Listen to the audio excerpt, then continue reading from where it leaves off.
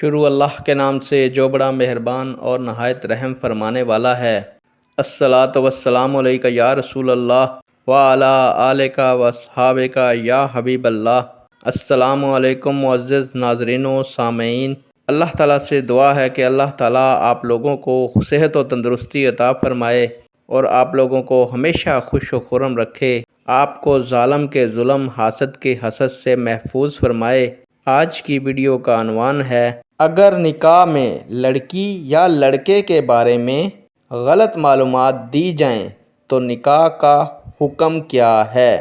امید کروں گا کہ یہ معلومات آپ کے علم میں اضافہ فرمائے گی اور آپ اس ویڈیو کو شیئر کریں گے، چینل کو سبسکرائب کریں گے تاکہ دوسرے لوگ بھی اس معلومات سے مستفید ہو سکیں۔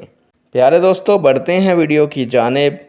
دو عاقل و بالغ مسلمان گواہوں کی موجودگی میں عاقل و بالغ لڑکے اور لڑکی کی باہمی رضامندی سے بعوض حق مہر ایجاب و قبول کرنے سے نکاح منعقد ہو جاتا ہے۔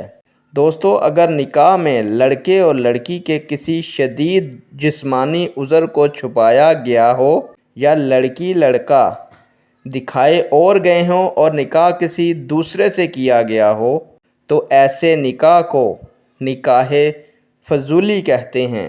یہ نکاح تب تک منعقد نہیں ہوتا جب تک دھوکہ کھانے والا فریق اس نکاح کو قبول نہیں کرتا، لیکن جس لڑکے اور لڑکی کو دکھا کر شادی طے کی گئی تھی ان کے نام، تعلیم، عمر یا کاروبار کے بارے میں غلط معلومات دینے سے نکاح کے انعقاد پر فرق نہیں پڑتا۔ پیارے دوستو، ایسی غلط بیانی اگرچہ مقدس رشتے کی بنیادوں کو کھوکھلا کرنے کے مترادف ہے، تاہم اس سے نکاح منعقد ہو جاتا ہے۔ نیک دعاؤں کے ساتھ آپ سے اجازت چاہوں گا۔ اللہ تعالیٰ آپ کا اور میرا حامی و ناصر ہو۔ اللہ حافظ۔